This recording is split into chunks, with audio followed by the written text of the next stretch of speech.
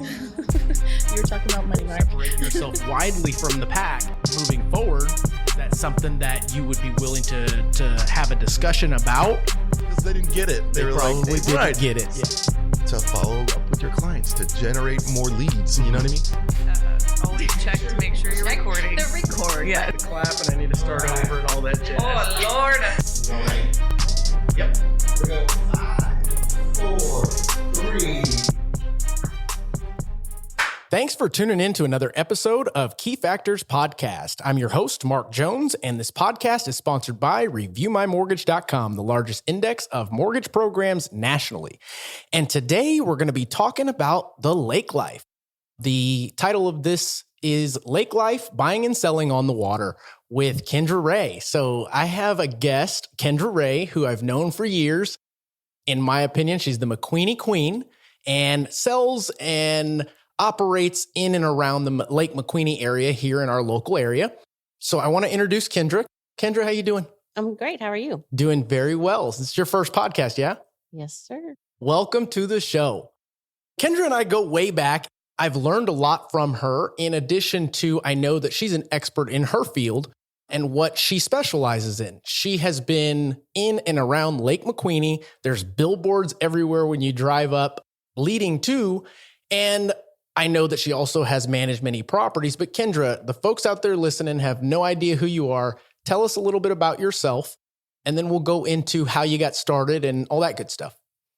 I've been selling real estate now for my 20 years. Just had my 20-year anniversary in December, actually. Congratulations. Yeah, I don't know if that's a good thing or a bad thing. I know. It seems crazy that, it's already been that long. So I started real estate 20 years ago with Mickey Fair Realtors, just a little mom and pop place. And then Keller Williams bought us out about 10 years ago. That's when I made the change there. But I've been in the same spot as long as I've been an agent. But I've also, in the last 2 years, expanded my business down to the coast as well. So I do waterfront down there, just a little bit different than lake. It's salt water now. Yeah, just it's lake, from lake life to salt life. Yeah. That's awesome. How long have you, obviously 20 years in real estate, did you start off right on the lake, or what was that like starting off for you? Different world 20 years ago, right? You were still wet behind the ears, young kid. Yeah, I was 24 years old. The youngest one by probably 20 years in our office. Wow. Some of them probably were, 40 years older than me at that point. And being this small little brokerage it was really intimidating, because when I walked in, they're like, okay, here's your desk. And back then you're actually using real phones and not really your cell phones. And a real Rolodex. Yeah, there's no MLS online. Like, you're literally flipping through pages, trying to find stuff for sale, and didn't have Blackberries and smartphones and all that stuff. And it was like, okay, here you go. And here's your desk duty times. And it was definitely not like it is today. And there really wasn't anybody to really help other than when I reached out to other agents. And so basically how I got into it was just that reason. I was looking for a house myself at the time.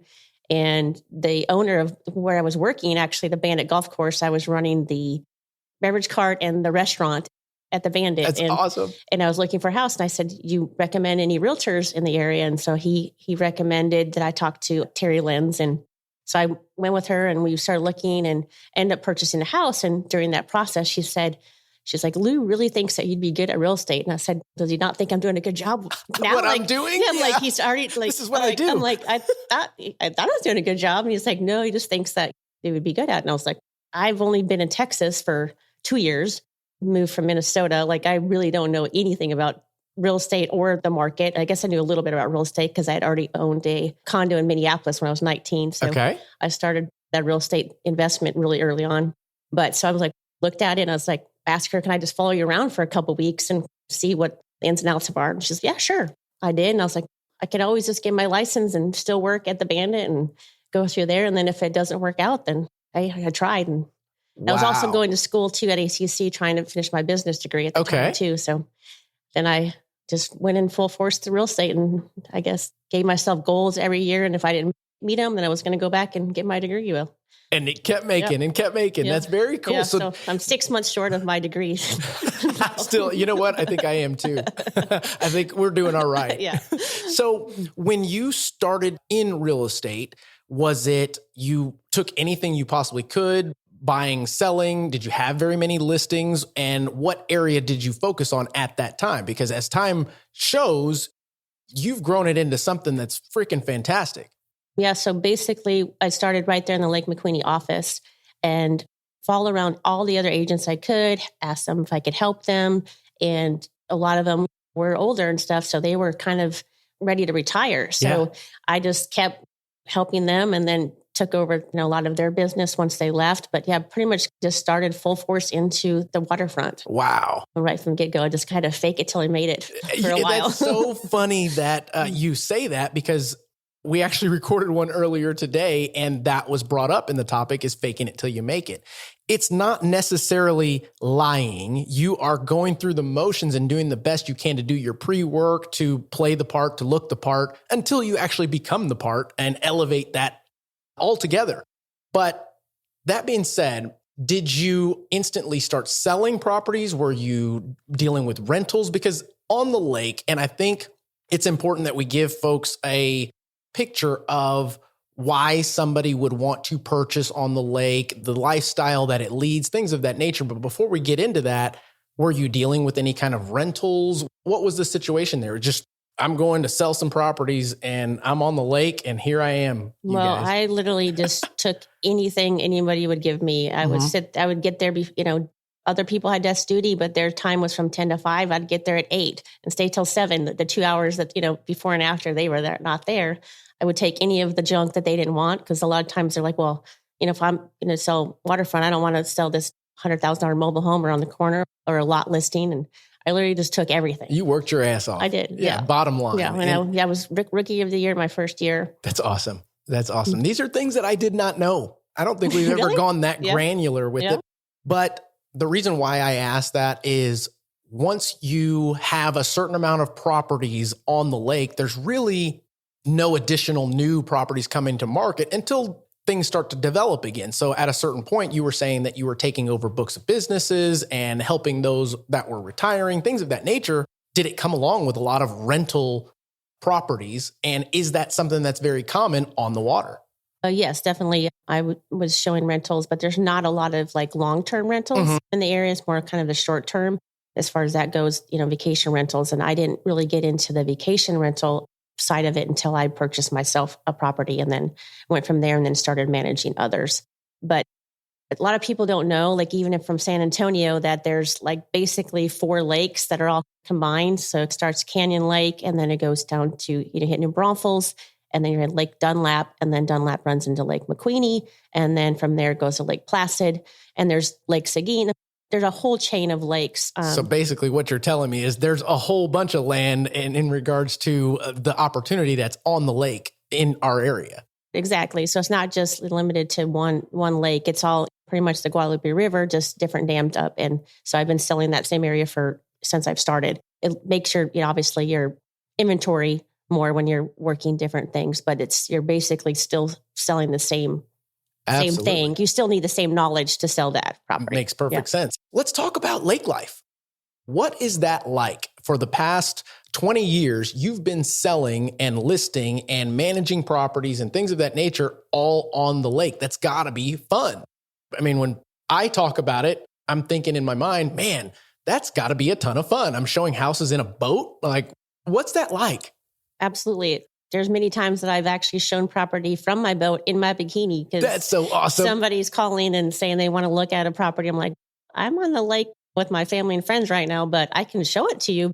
You have to come with my cover up or lack thereof. I'm like, yeah. And they're like, no problem. So you actually enjoy that. And, I'm not the one that's going to wear a suit to work every day. I can just wear casual clothes, and because that's what they want. They want that relaxed lake life.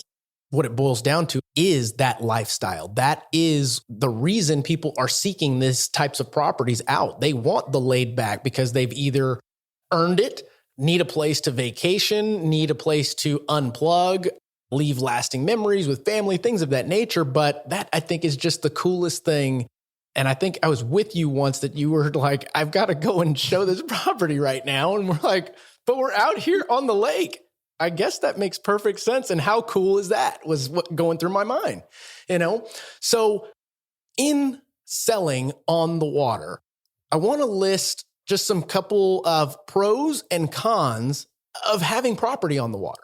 Let's talk about the pro side first. What are some advantages of buying? Why would somebody want to seek that type of thing? And what are some benefits? Well, obviously, the main things is the fun, the fun you can have just for, like you said, making memories with your friends and your family, because majority of the homeowners on particularly Lake McQueeney, and I would say probably Dunlap as well, but over half are, weekenders. It's more of people wanting that vacation place.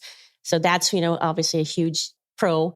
One also is, just the investment part of it, like just seeing what values have done.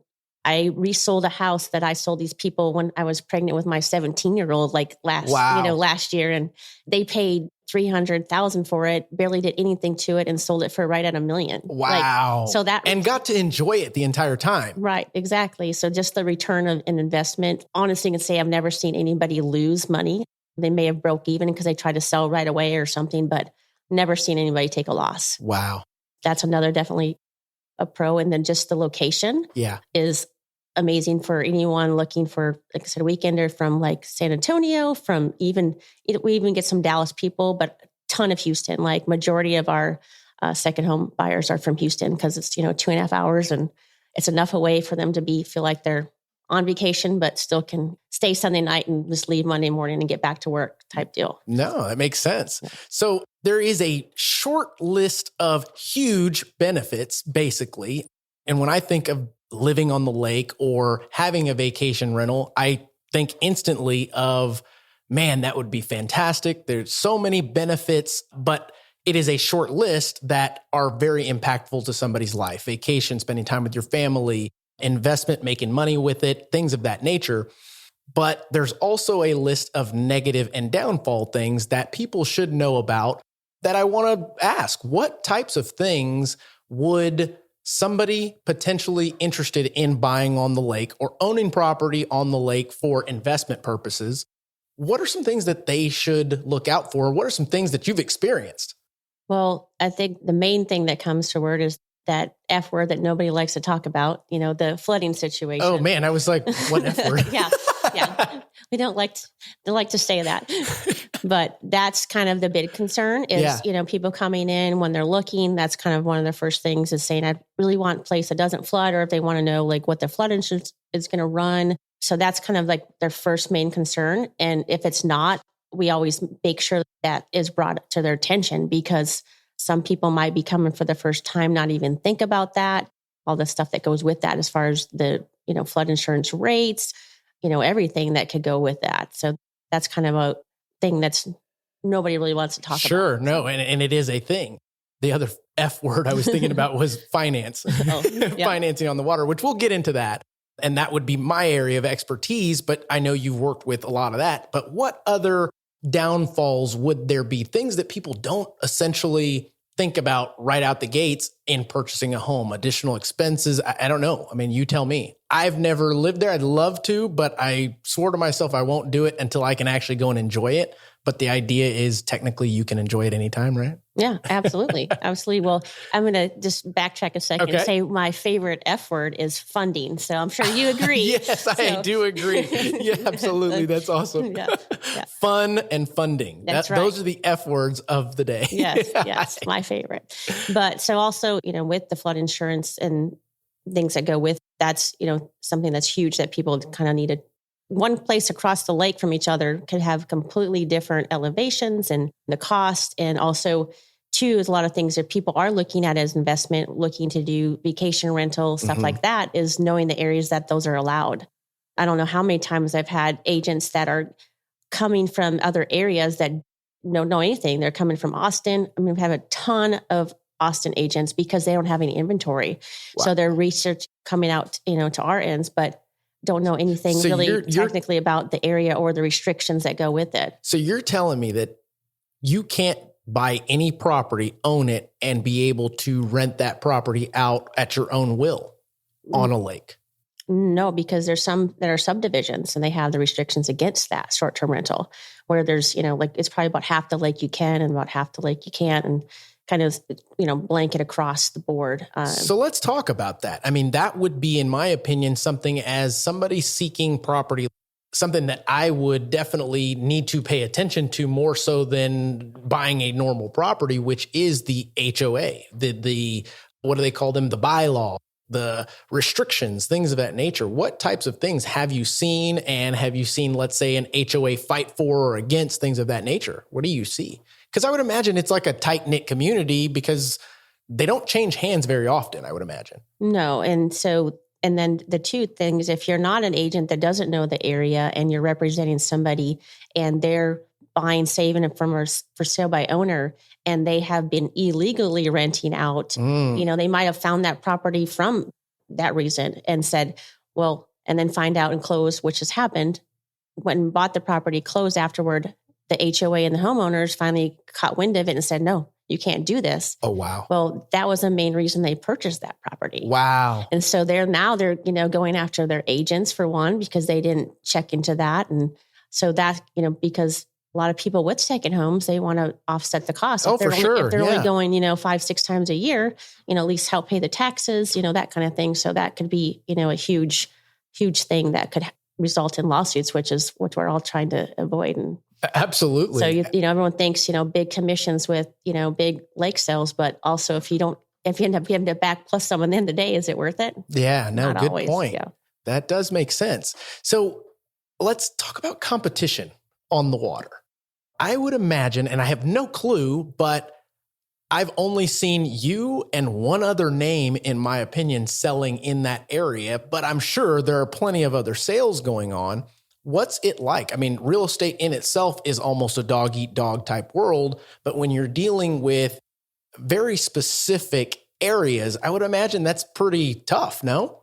Oh yeah, absolutely. So yeah, there's really only about 4 or 5 of us that do sell majority of the waterfront, which is, we actually enjoy working with each other because we know that they know what they're doing and they've done their homework, and it's going to be easy sale versus when you have somebody that, they want their cousin or their aunt to list their property because they're only charging them 1%.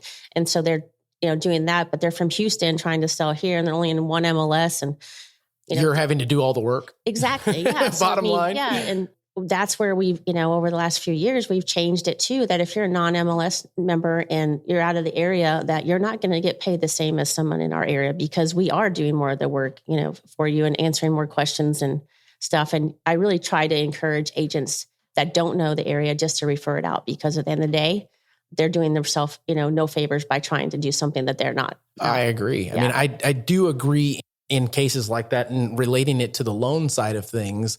I personally have never done a one-time construction close where we take care of all the interim and all that good stuff.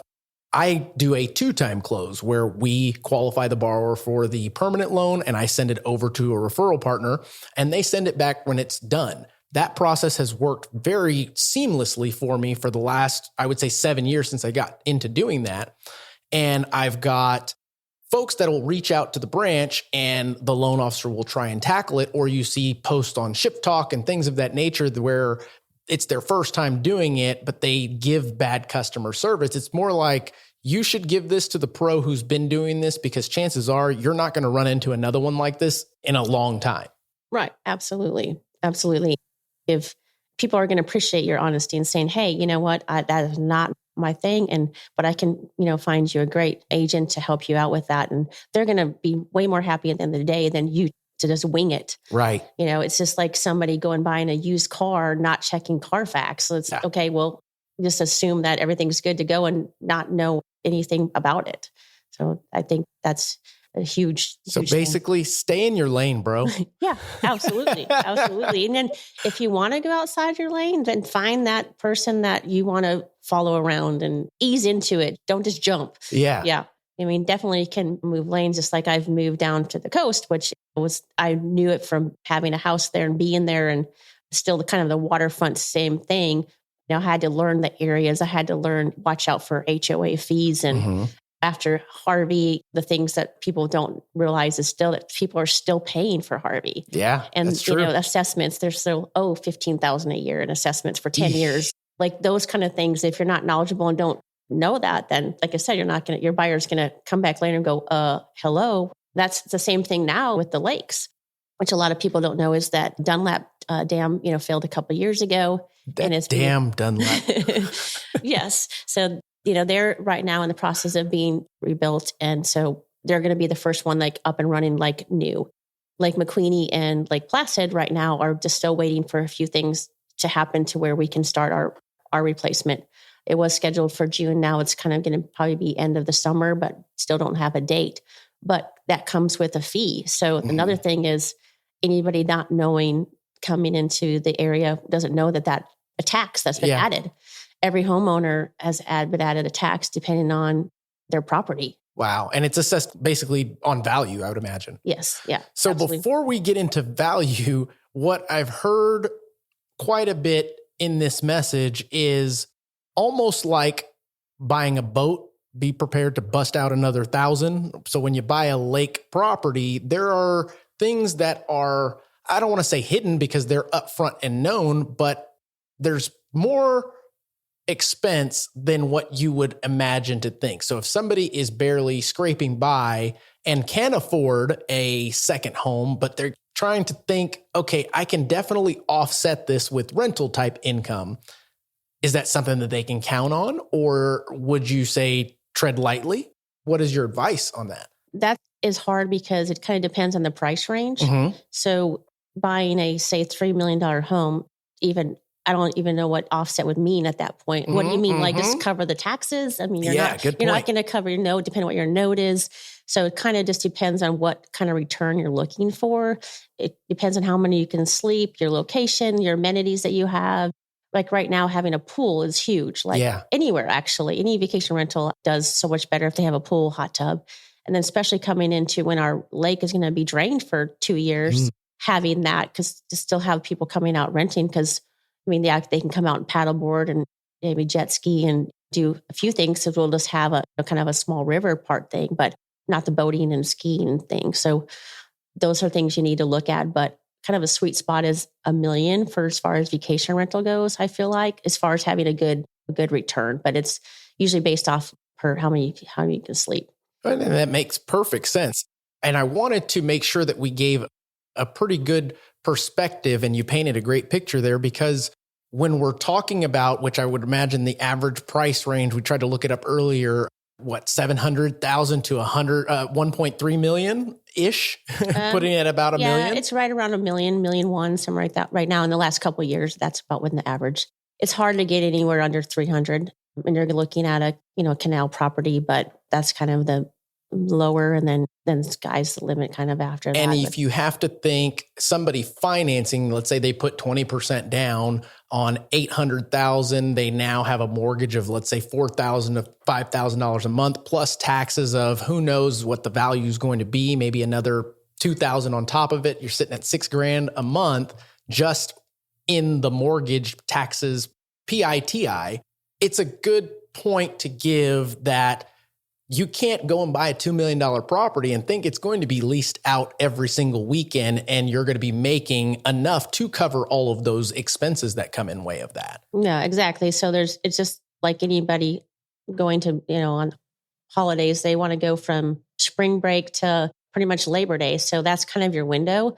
You'll have a hit or miss for holidays, Christmas and Thanksgiving, and sometimes Worst Fest. Those kind of things. But for the most part, over the winter, you're pretty slow. Yeah, I can imagine. Yeah, unless you want to bring on a winter Texan, but they want to spend... Winter Texan, that's awesome. Yeah, is that like a snowbird, but for Texas? Yeah. Okay. Yeah. But they're usually retired and they're on a fixed income. So they're not wanting to spend more than, let's say, $1,500 a month. Mm-hmm. And at that point, do you want to even have somebody in your house for $1,500 a month? You can't really even count that. Yeah. So, very seldom do I have homeowners that their house is normally rents someone might rent for $1,500 a night. And then you're like, oh, you want to take $1,500 a month? They're like, no. No, I don't. I'd rather go there one time a month or there. But Luck of the draw. Exactly. Yeah. I do. Yeah. I get that. Yeah. So let me ask, and I just thought of this, but you've been in the same area selling and helping customers in that area. What was it like in the transition when VBRO came out? is it VBR or VRBO? VRBO. VRBO. And then, home away. But VRBO was sure. kind of the But first. I mean, there was a point in time, and that has a lot to do with evolution and technology and where we're going as an industry. But before that, it was like you either list it somewhere in the white pages and put out an ad or something like that to try and get it leased. But then all of a sudden you've got this VRBO where anybody around the United States world technically can rent out your property with pretty pictures and amenities and things of that nature. What was that transition? I'm sure you had a lot of customers that were like, holy cow, hey, Kendra, what the heck do we do? Yeah. So when I first started, I started with my own property. I had a small 3-bedroom, 2-bath with a little pool, and just started my own website. I don't even remember what platform I used at the time. You're such a badass. So I started my own, put it on there. But then anytime somebody was looking for a place, they just automatically send it to me. So even now, if someone says, hey, I got some clients coming in to look, for property or looking for somebody for graduation, they always send it to me. So I've had that same kendrasrentals.com. That's awesome. For, I don't know how many years. But right when .coms came out, she was like, I got an idea. Yeah. And it probably needs to be updated because it's still like All right. GoDaddy platform or something. But guys, all you got to do is Google Kendra Wray. Yeah. But right now we have it where it goes to our VRBO sites, from there that they can book. But before, we were hand sending out agreements and booking and things at our own little calendars because we didn't have that before. So it was a good transformation, into that because it made things a little easier and we're able to get obviously more leads, but you weren't getting those hot leads. Right. The ones that you're like, hey, this is good people renting, not a bachelorette or bachelor party looking or proms, nightmare proms that parents are renting for their kids. And then you go over there and there's 16 of them drunk on the back patio and have to kick them out. So wow. And I want to get, now that you mentioned that, I want to get into the property management side of it, but not yet. Going down this road of the expansion of VRBO into the market in general, did it help the sales on the lake? Did it help you cross-sell with the people that were coming there, or chances are there were very few that were made because they really weren't able or intending to purchase on the lake? Just use it. Yeah. So actually, that's the reason why I started branching out, not just doing my own, as doing others, was to get those buyer leads because they were coming in and they're like, man, we really enjoyed our stay. We would like to look at property while we're here or come back and do it again. And they're like, would you know an agent? I'm like, I am an agent. Absolutely can help you. So, now that I have other team members that are doing that, but they'll, send that referral to me directly, where before, it could just get, who knows where it's going. So that's kind of why I did kind of branch out that part of it too, is taking on other ones, is to get those buyer leads. What a pig. That's awesome. And I just saw that as, wait a minute, I wonder if she leveraged that. No, you were one of the founders of doing stuff like that. It makes perfect sense.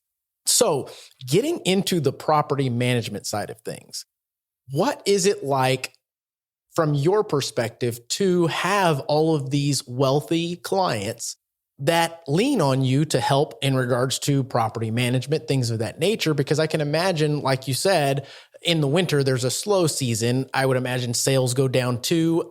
It's a cyclical type thing. In order to continue revenue incoming, what property management systems, what did you do? What was that like? Managing a property for these folks. Any crazy stories?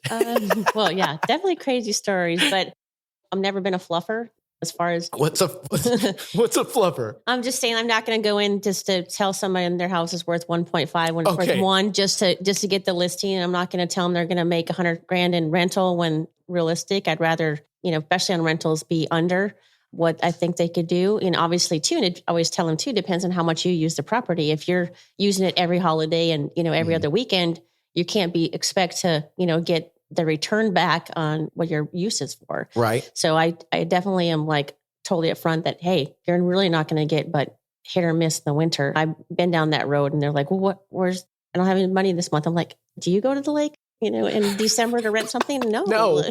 So I always make sure I tell them up front, what they can expect. And if I overbring, then heck yeah. But I never want to be the one that's underbringing. So like I said, I'm not a fluffer. An under promise, over deliver. And that makes perfect sense what fluffer means. She's only getting properties ready. So living on the lake, you do all the activities, but what's it like living on the lake? I mean, I know you're able to sell while you live, but what's it like? Well, so in 20 years, I've only in the last 5 years actually lived on the lake. I bought my first rental property in 2005. And so it was just, I would use it as a weekend home myself. I had a 1-year-old at the time, and we just lived in New Braunfels and really couldn't afford to be out there. And honestly, that was not a house, a living like full-time house. Sure. It was a, little cabin. So it wasn't, something that would work for our family at that point. So then I changed a couple different places, bought and sold, and then just said, you know what, I want to live on the lake. Like I sell the lake life. I want the lake life. I want the lake life. That's my life. Yeah. So like I bought a property. It was a tear down, and used that for a vacation rental and ourselves for a while. And then finally just made that jump, that leap to do it, and tore it down and built a house that I've been in for 5 years now. Beautiful home, by the way. Yeah, absolutely. What's it like? I mean, being able to, and I would imagine most folks if I buy a lake, it will be when I can absolutely have a boat there at the same time. I don't think it's even smart to buy a lake house and not have some type of watercraft that you can play with, things of that nature. There's just too much water and opportunity. Yeah. Well, and different people buy for different reasons. True. Coast stuff, people may never even get in the water, but they want to just look at it. So, it kind of depends on what you're looking for. But, me personally is that when I wasn't working, I wanted to be at the lake, and couldn't wait to get off at 5:00 on a Friday to go out there. And so that's kind of what encouraged me to do that. But so now it's nice that I can go just get in the boat and go watch the sunset and, take 30 minutes where, you have to drop the boat in, take it out or whatever else, or that's a pain in the butt. God, that's so nice. Yeah. So that's one of my, favorite things is a sunset cruise. So. That's one of the reasons why we got rid of our last boat. I mean, we had boats for years, and we just got tired of loading it up and unloading it. And it was an hour in and an hour out, in addition to the driving to the lake to put it in the water. But there will come a time again when we're reaching out to Kendra saying, hey, it's time. Yeah. Honestly, I'm surprised you haven't yet. Don't you sell me. Yeah. Well, just saying. So you have since transitioned or added, I would say, the coast to your repertoire. What is it like? What things have you discovered, or what differences are there in selling on the lake? There's really not a whole lot. Like I said, a lot of it's knowing the subdivisions, knowing the HOA, knowing any assessments it might have, especially if you're selling that kind of property.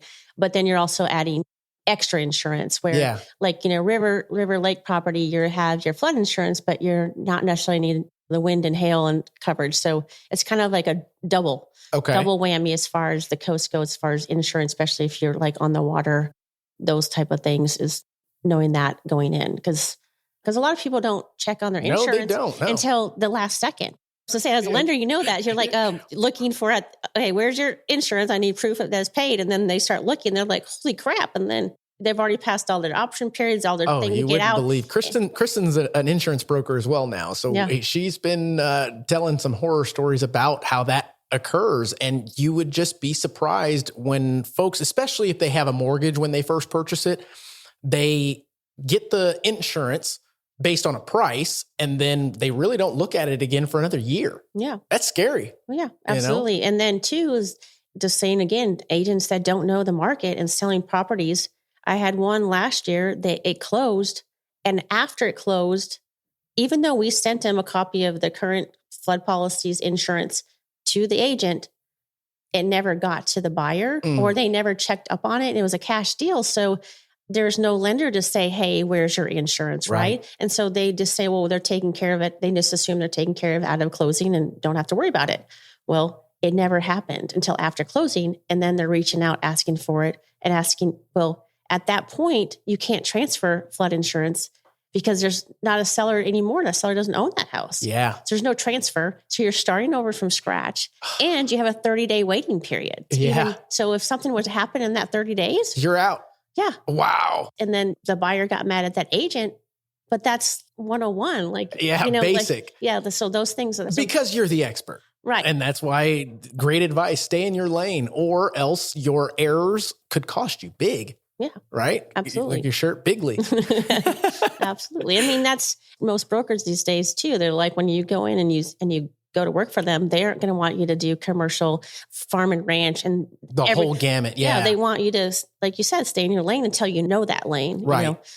But yeah, definitely that's a huge thing across the board in any line of work, really. Yeah. Yeah, I would imagine so. So you taking the trips down there, is it the same type of buyer you would get? I mean, I would imagine because you focus on the lake, you're getting a lot of customers from all over the place. I mean, these are being bought as second home, vacation rentals, things of that nature.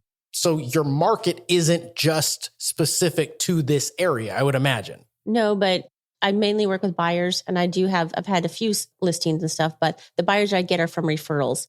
We have a great referral system, and anyone that says, they're looking for an agent down there, they're sending, tagging me on Facebook or social media. And so that I'm helping them there, but they're usually always second home market. So they're kind of looking for the same thing. Mm-hmm. There's just the coast life versus the lake life type thing. And some of them have lake houses and coast houses. And so it is kind of the same thing that they're looking for. They just want that either investment or, just that life of that escape. Yeah, exactly. That makes sense. So now we've talked about advantages, disadvantages, expectations. We've talked about things to look forward to, things to look out for. Now I want to talk about the financing piece of purchasing a home on lake or near the water. And the financing part is usually because they're already kind of established buyers. Mm-hmm. They either already kind of have their person in line, their bank and their person that they want to use.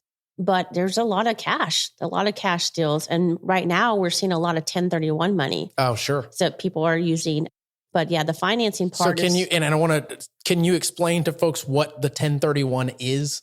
So basically a 1031 is when you sell a property and it's an investment property and you're trying to purchase something, like it has to be a like property. So any of that profit that you had has to be reinvested. So therefore you kind of pass on your capital gains. So you're not getting hit with that big capital gains. But obviously if you go sell it later, it's going to hit you at some point. So you're prolonging the tax incident. Yes. Gotcha. Unless you're smart, and hopefully this never catches up with me, but I did a 1031 on one of my lake houses. And right now I'm living in that property. So I've still... it became a primary residence. Became my primary residence. So I never had to pay that capital gains, which it was over $200,000 in capital gains at that time. Right. But because I turned it into my home, it's then... Well, technically that's reinvested and it should not be. Now, obviously, guys, I'm not a CPA. Kendra's not a CPA, nothing like that. But since that actual second event of being taxed has not occurred, you have not sold that property again. You took it, sold it once, reinvested it, and now you're still within that 1031 exchange. There has not been a taxable event yet. No. So technically, there's nothing to catch up to until you sell that house. Right. But I don't even know if at that point it will. I agree. And people are entitled to change their mind. Yeah.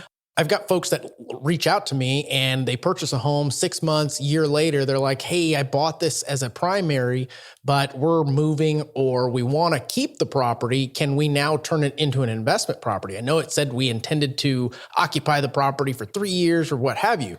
You're entitled to change your mind. And that's just life. They can't control certain situations like that, I would imagine. Right? No, absolutely. And that's another thing is people don't understand is buying, especially second home type things. If you're buying it in your name or an LLC, you want to make sure, especially if you're renting it out, that it's an LLC. So that particular thing is confined to that house and not everything you own too. Mm-hmm. And then you have your liability insurance in place, umbrellas. All those other things that some people may not even know. Think about. Or, or buying a property in an LLC that's your primary, well, you can't homestead that. No. So right now, like I have, for instance, have somebody that's selling a lakefront property. He was trying to get a kind of a cash out refi. Well, that particular bank only did business loans. So they had him put it in an LLC to give him the loan. Well, now he's going to sell it and he's making $500,000 profit, but it's as like an investment. Well, we did a deed change. He has lived there and he has no other property, no other property that he's used as a homestead. So he did a deed change because I told him, I said, hey, you're going to get whacked, man. I said, yeah, check with your CPA, but I think you can do a deed change back to your name since it's only happened in the last year or so. And you've been here for, 10 years, that it still should qualify as your homestead. So he did the deed change. And now he's a single, but he'll get up to $250,000 untaxed. That's right. Where that would have been completely taxed. The whole thing. And that is why you use an expert, and that's why others should probably stay in their lane. So in financing on the lake, I just wanted to explain to folks the different types of financing that are available, because most people think instantly, second home, I can put as little as 10% down. You sure can on a property like that. But unfortunately, at the price range that most of these properties are at, it goes above conforming limits, therefore pushing you into a jumbo category, then bringing the 20% back down. And I'll be honest, I don't see many of these come across our desk. When we do, it is always going to be a jumbo type product, and jumbo products always have little nuances. There's always something to look out for, and it's typically HOA restrictions that could cause a deal to go sideways, or the type of ownership or zoning for that property, things of that nature. But they're pretty straightforward in regards to what options you have. I know I'm always about options, but there are very few options when you're playing in that price range and in that type of property. As we move further into this thing, I want to talk about investment.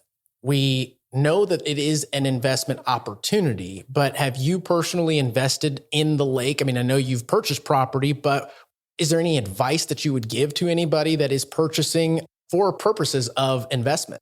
Well, yeah. I mean, obviously, you got to know the area. Yeah. And have someone that knows the area. So if you want to say what your expectations are up front. So if you're looking to own it for a year and flip it and make a bunch of money, like today's market's really probably not there. I mean, it's more of a long-term thing. But yeah, I mean, there's so different areas too, like all the way upriver, we call it, or versus the main lake, main area. Those values where one might be a 25% increase, where the other one might be 10. So, but you're also putting in less money. So I always say it takes money to make money. So the more you invest, sometimes the better return you're going to have. But right now, like the whole flip thing, you got to be real savvy and find something that's non-market, and as far as that goes. But find the land. That's another thing too, is the building costs in the last year, how much they've gone up. They're starting to come down a little bit as far as that goes. But a few months ago, I'm sure you've ran into this a lot as far as new construction, is their prices change. I have no idea what you're talking about. Changing from a $200,000 house to a $300,000 house. And then now the buyer has to either redo their loan or they can't afford it. Or take a hike. Yeah. And so that's the thing too, is like you can't reproduce those things at the cost of what you can buy them at for the most part, as far as the new construction. And they're not making any more land. So there's only so much waterfront there is, and no one's going to tear down a 3-year-old house. True. So, I mean, there's not that many just vacant lots there to do that. Let's continue into today's market.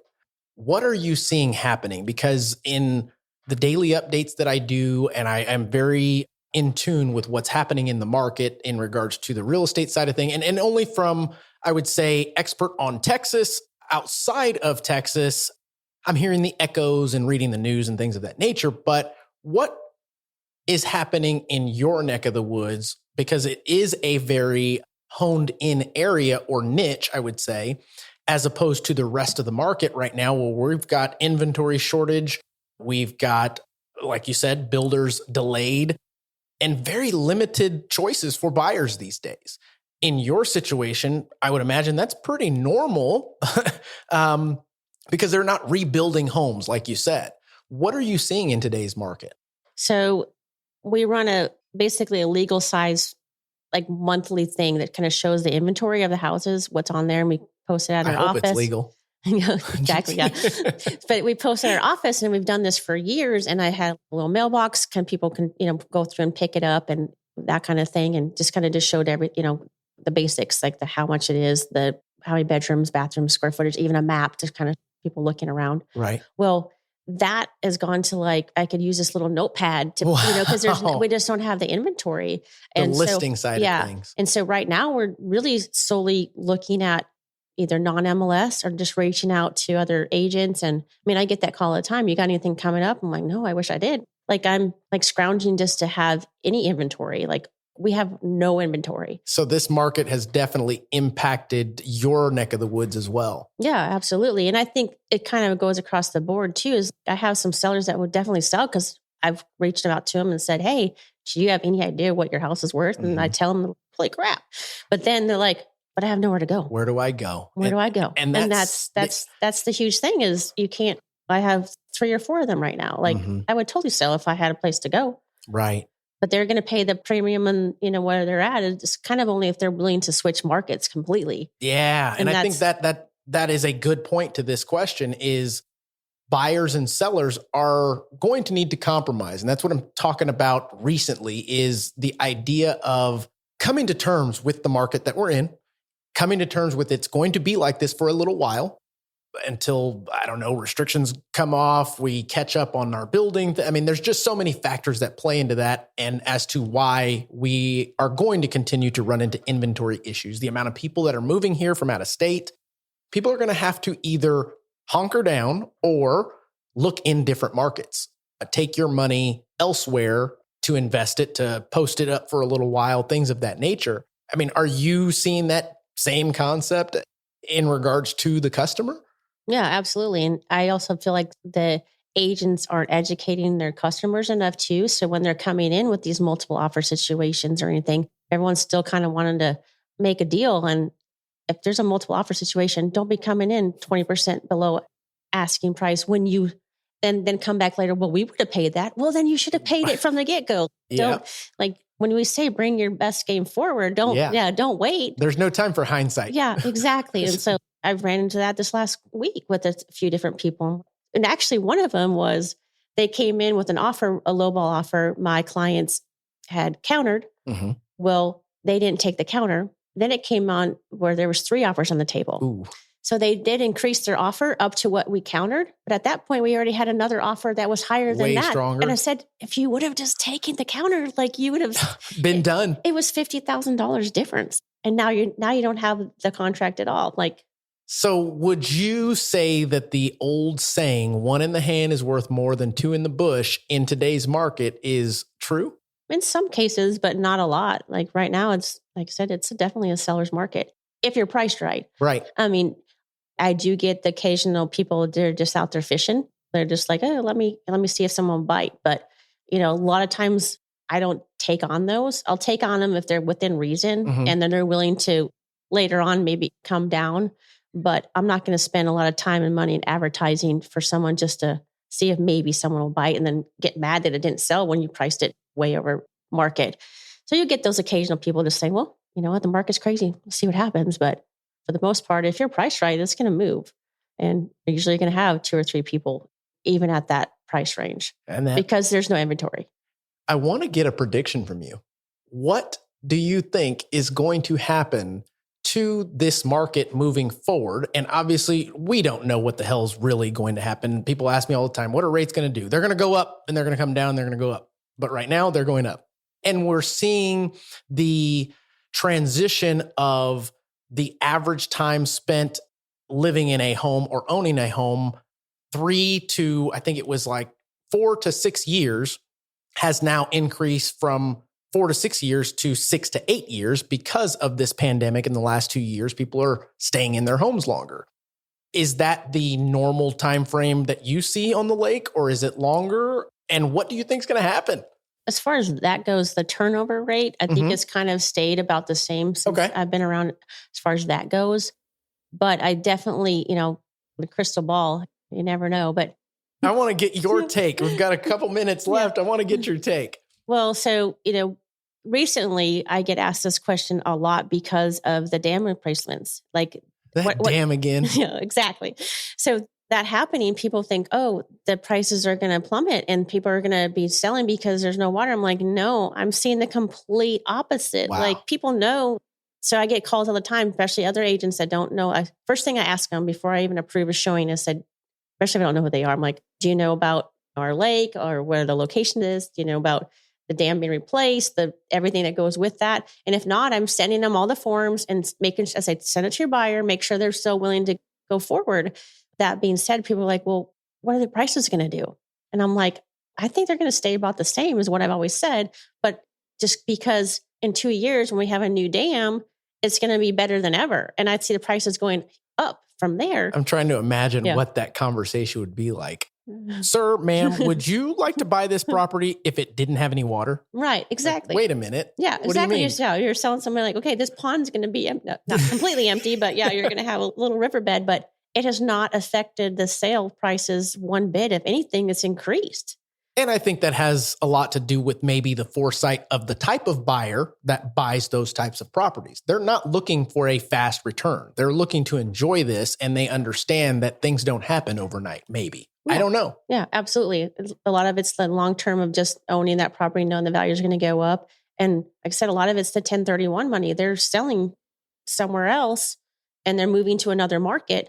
And, we've had a ton of California buyers too coming in, because obviously their market's different than us.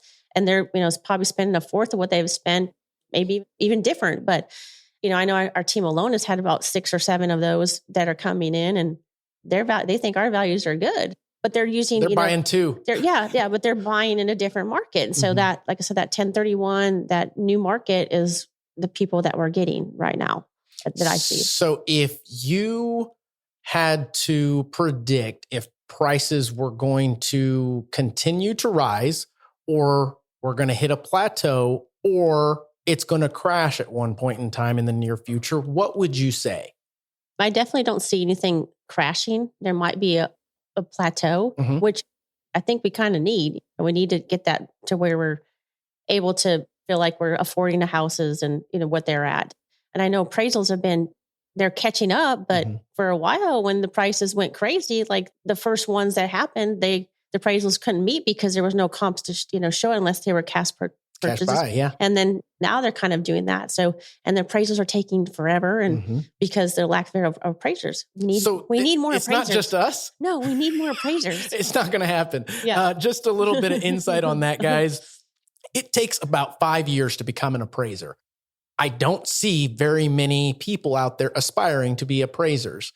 And the time that it takes to become an appraiser, we have a serious issue in real estate in that world, because we have to have somebody to hold these properties accountable, or else they'll really, like the Wild West, sell for whatever somebody's willing to pay because they don't know the difference. So what we're seeing a lot of is automated appraisals, because we have enough data with solds in the area that makes, especially like in March, they're implementing a new desktop appraisal system that allows anybody with a conventional loan 10% down to potentially waive their appraisal altogether. Yeah, and that should have been in place, I think, years ago, I especially when you're selling cookie cutter neighborhoods where 5 houses have sold. Like, why would you need to spend extra money to get somebody out there when you can just, if the value's there and they're putting enough down? I mean, obviously, if they're putting 0 down to 5% down, then they don't have enough skin in the game. But if there's enough skin there, then the numbers should just speak for themselves, because that's what we do as real estate agents too, is we're basically, when we go to a listing appointment, we're running the same comps that you do that, but I can't speak for all. I mean, I've, in a discussion, I don't know if it was a podcast or just a daily update, I talked about appraisals and how realtors should learn how to read them, because most of the time this is their second or third or fourth sold property, but the times before they never had any appraisal issues. So they don't know how to read an appraisal. Essentially, they come out and they're like, hey, this didn't appraise. Well, we ask, well, where are the comps? And they're going, well, here's the comps. Well, those are the same ones that the appraiser used. Right.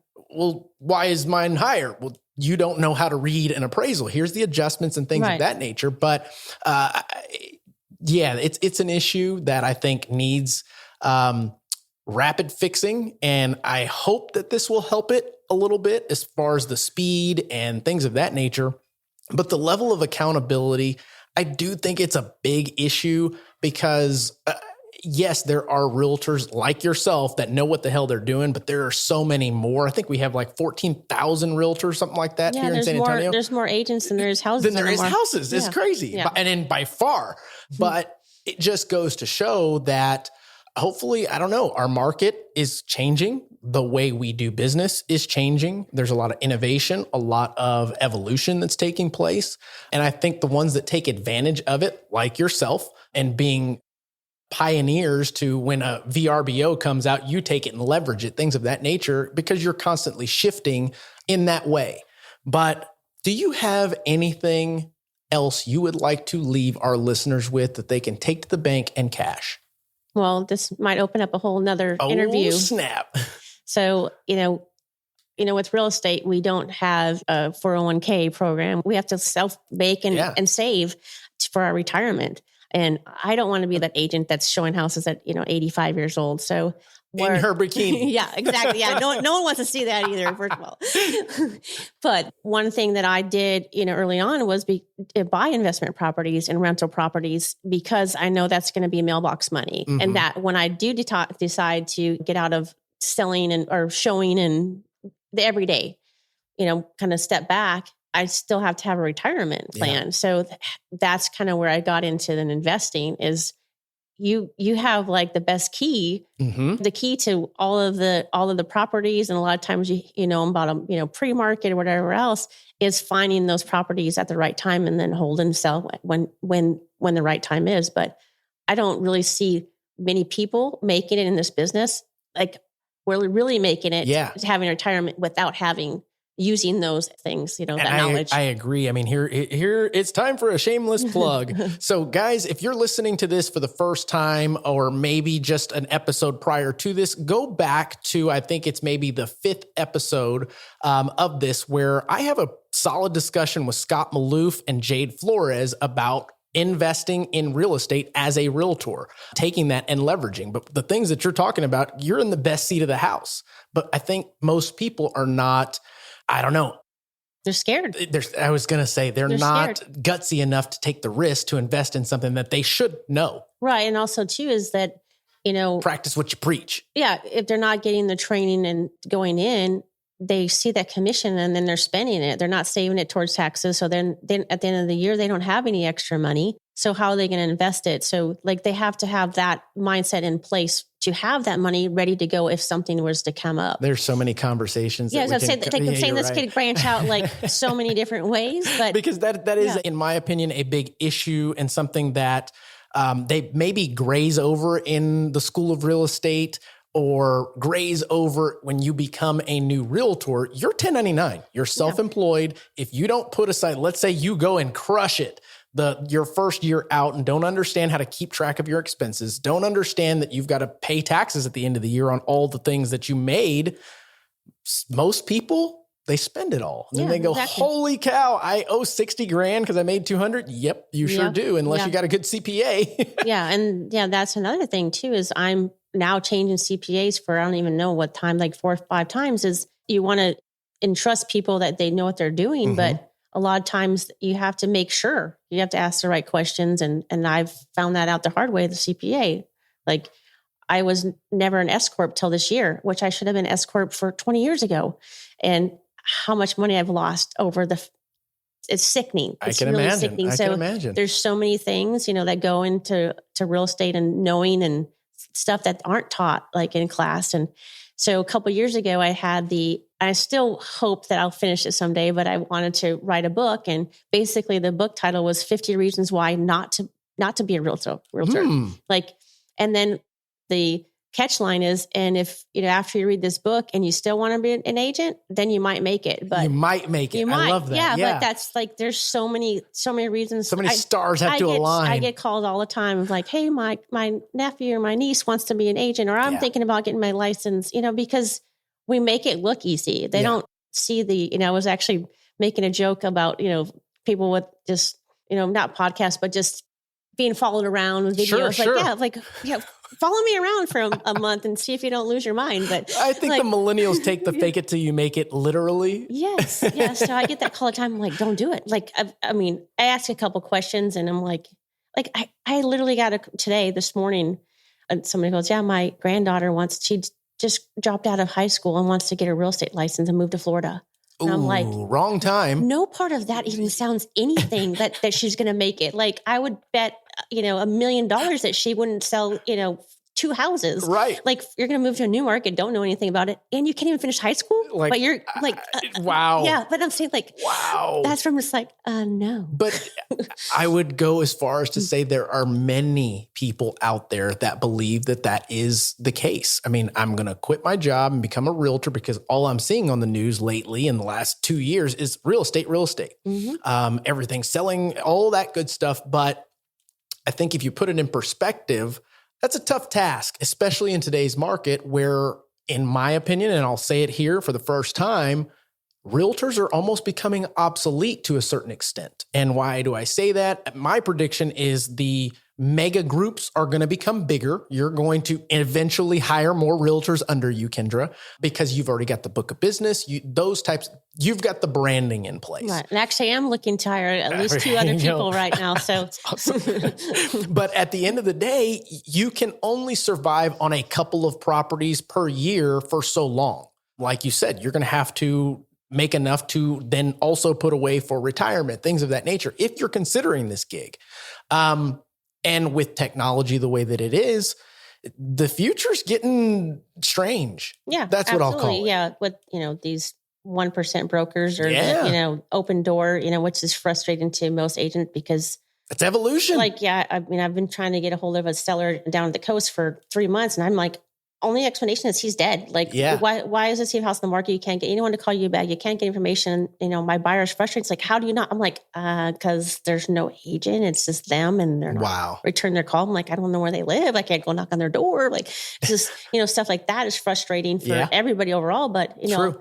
It's kind of like Walmart. When Walmart comes to a new town, everybody hates it. Everybody fights against it. You ain't putting that damn Walmart here, right? Yeah. But then evolution continues and there's the Walmart. And now half the town is working at the Walmart. Yeah. Right? I mean, it's just the same concept. Evolution doesn't stop because we really don't want it to happen. It happens because that's just what we do as humans. We continue to advance, make things better and faster and all of the good things that come along with it. But it also has some downfall to it as well. And by downfall, I mean fallout. There's going to be some fallout. Yeah. Like if I was to start over today, I don't think I would get in this business. Same here. I mean, wow. Yeah. I mean, I'm kidding. I would absolutely. No, but with technology, I'm a nerd. Yeah. Exactly. But I'm saying if I just came in with no knowledge right now to start over, and that's crazy. Because it is a crazy. It's just a crazy business and market, and it's tough. And so unless you got a lot of money reserved and can put a lot of money out there to get you where you want to be, but it's starting from nothing. It's not going to be easy for sure. So if you did have to start over, and I'll close with this, if you did have to start over, would you start at the lake again? Oh, absolutely. I love it. Yeah. Hell yeah, I would. Hold my beer. That's awesome. Well, guys, there's plenty that you can gather from this conversation that Kendra and I just had. If you like what you're hearing, if you believe somebody out there should have heard this as well, please like and share, subscribe. We really appreciate it. I really appreciate it. As mentioned, this is more therapeutic for me than anything, and I love to have conversations with friends that we can be transparent and hopefully teach you guys something. So that being said, again, thanks for the continued support. And Kendra, thank you for joining me today. I love it. We could have probably gone on for another 2 hours. Like I said, now we add extra topics. Now we have to bring you back so that we can do more topics. Yeah. Your first podcast, crushing it. Yeah. Well, I don't know about crushing it, but you would I be do surprised. better without a big audience. So I'll tell you that. What you got in that cup there? Yeah. My mom's like, don't talk too fast. I'm like, I'll try. Oh, she's awesome. She's awesome. Well, guys, thanks for tuning in, and we will catch you on the next one.